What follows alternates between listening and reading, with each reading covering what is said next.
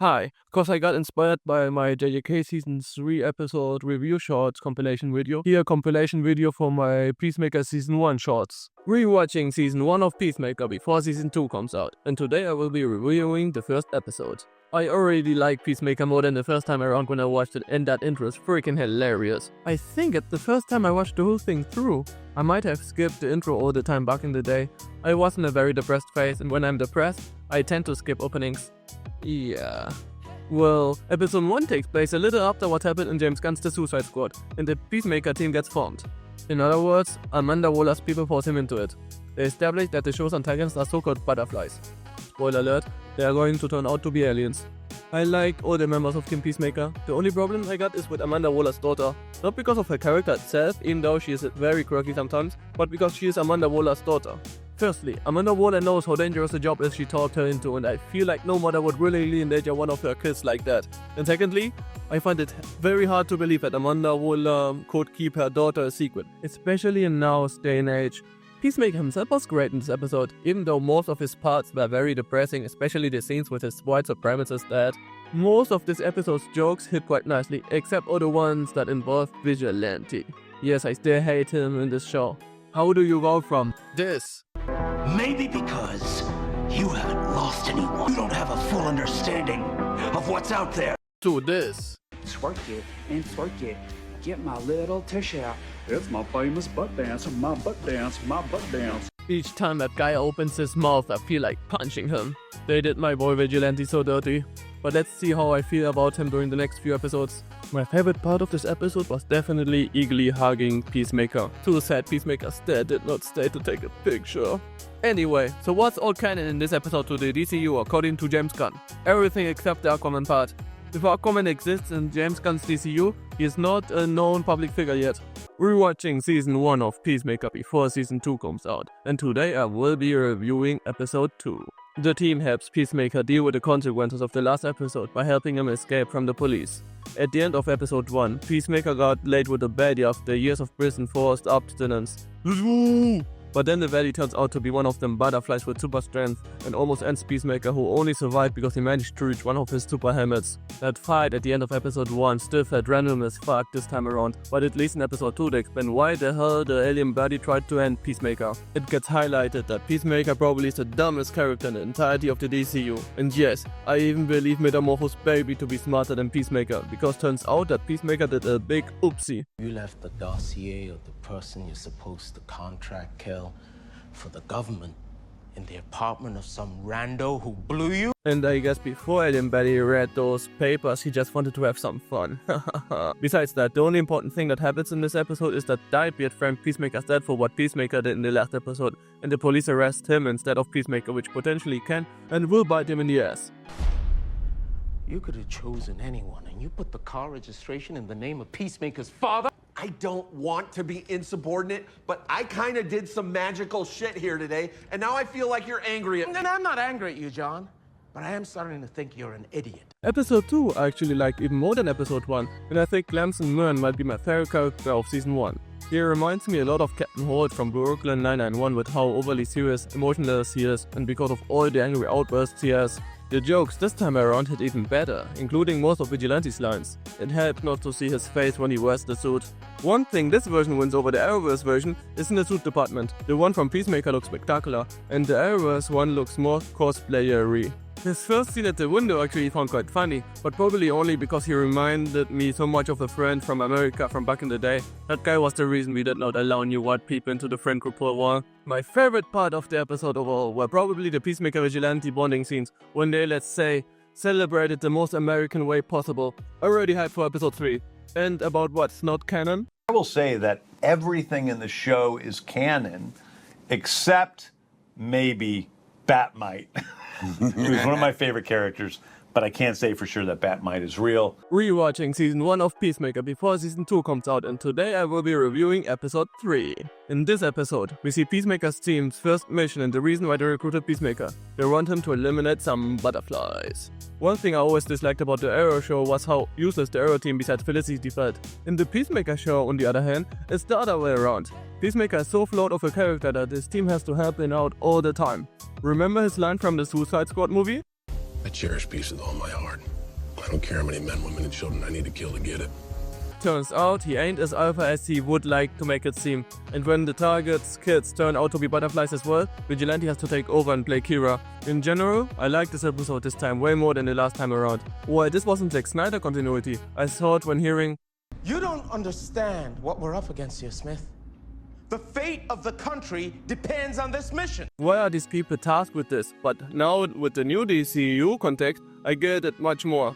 Thanks to Superman, we know that a lot of crazy stuff is happening out there at the same time. Not even Superman in his own movie could take care of everything alone without help. So now the context make it seem that everybody else was busy with other crazy stuff and that the team Peacemaker was the only one available. Team Peacemaker manages to take out all the butterflies with a lot of problems, thanks to Peacemaker not controlling his feelings and Judo Master fighting for the butterflies.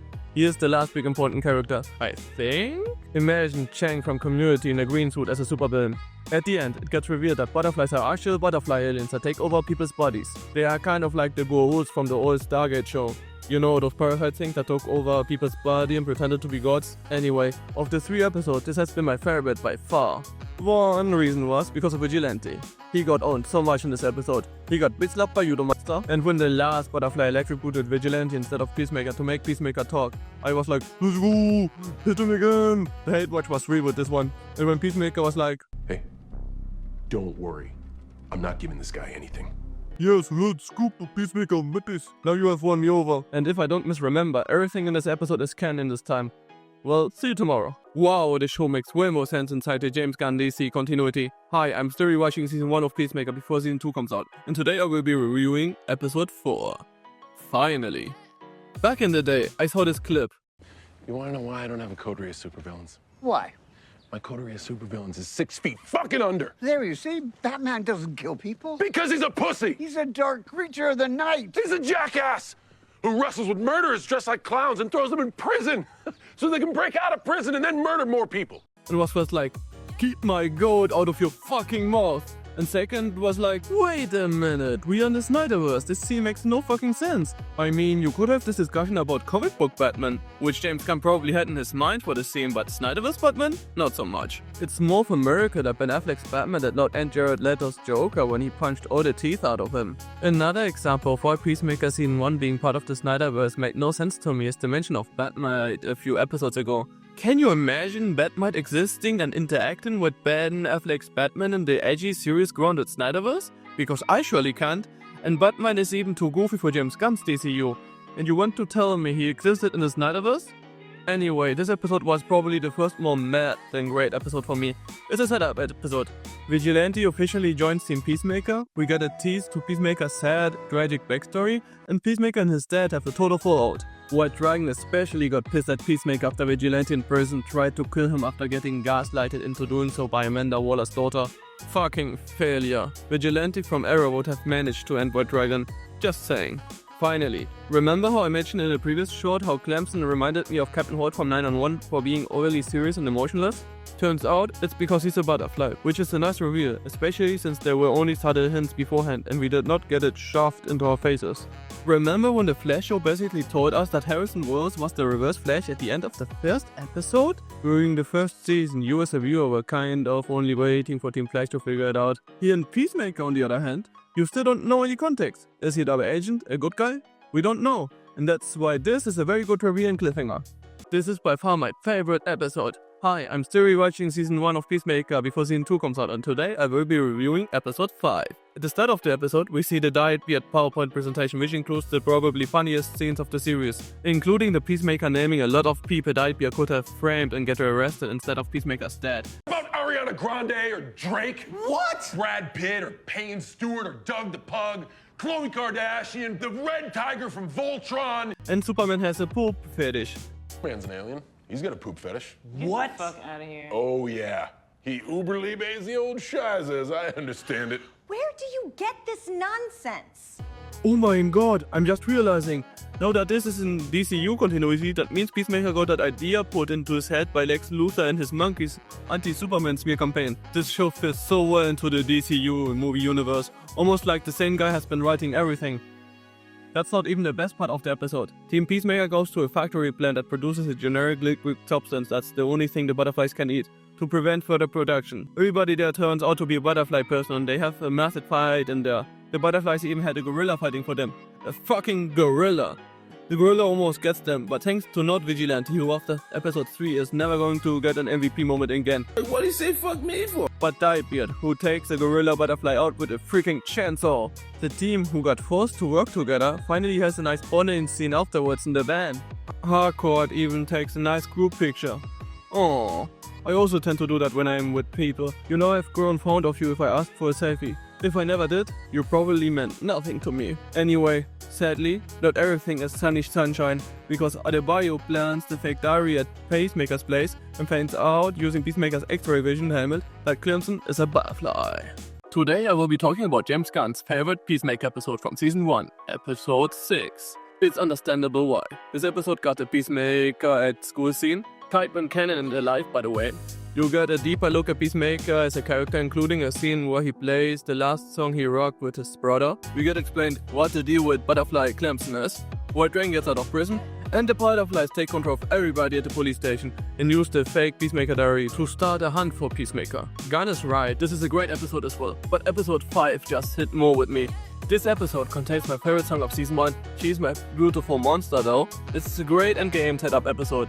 The episode might go too fast sometimes between sad and funny stuff, but after so many James Gunn movies, I got used to these contrast changes. Nothing more to say. See you in the next short. Hi, today I will be concluding my Peacemaker Season 1 rewatch before Season 2 comes out, and here I will talk about the second to last episode. Episode 7 is mostly about Peacemaker dealing with his right supremacist dad. We finally see the entire backstory. And wow, is this sad. He accidentally sent his brother to the Shadow Realm during a fistfight and therefore tried his entire life making up for it to his dad by letting him form him into a monster murdering machine. Furthermore, he tried to make himself think that every death he causes is in the name of peace to override the meaningless of the death of his brother. All Peacemaker's touche personality gets explained as a facade to hide his inner sadness. I know it's kind of James Gunn's specialty to write tragic, funny characters a la Rocket Raccoon, but still, it gets me every time. So satisfying to see Peacemaker and his dad, White Dragon, who, even though he was a terrible type of person, he still liked and tried to impress. The only nitpick I got with this episode is that we did not see White Dragon's suit in action enough. His suit is basically a demon skin version of Iron Man's suit. Even though he can fly, you see him working more on foot. And before you can see too much of his suit's capabilities, Vigilante takes out the White Dragon suit. Thanks Vigilante, you always have to ruin the fun. I bet you were only jealous that he had the coolest suit of Season 1 and not you. Besides the Peacemaker White Dragon plot, the only other important thing that happens is the death of Butterfly Clemson. That was sad to see, but at least it raises the stakes in the story, opening the possibility that any character could die. May Peacemaker's Season 1 goat rest in peace. Hi, today I will be concluding my Peacemaker Season 1 rewatch before Season 2 comes out, and in this short I will be talking about the final episode, Episode 8. Finally, in the last episode we got the final confrontation between Butterflies and Team Peacemaker. It was all about taking out the last living cow, which produces the generic liquid. Without them, Butterflies would perish. And it was awesome! During the fight, even the intro music started playing like they were in an anime episode. This was a great finale, and even though sadly no longer canon, the Snyder Justice League appeared at the end. However, in this Peacemaker podcast, James Gunn said that they will address this part in Peacemaker Season 2. My guess is that they will replace the Justice League with the Justice Gang in a flashback. Anyway, back to the episode. The Butterflies lose their cow and are doomed to starve to death. The only thing I did not like about the last episode was the final twist. The one butterfly was randomly like, "We are not evil, we just want to control humans so they don't destroy our planet like we did ours." That was, by the way, the reason Judo Master, who here and there appeared during the last few episodes, joined them, and they offered Peacemaker to join as well. Sadly for the Butterflies, Peacemaker was on his Eren Yeager arc and took out their cow instead. I wish Hollywood would do villains again who are just poor evil instead of, let me explain. I am actually not evil, I got a complex backstory that explains all my actions. There was no reason for that twist. The Butterfly could just have been evil aliens who wanted to conquer Earth to replace their home planet or just expand their empire. But in general, I had a good time with Peacemaker Season 1 this time around. I liked it way more.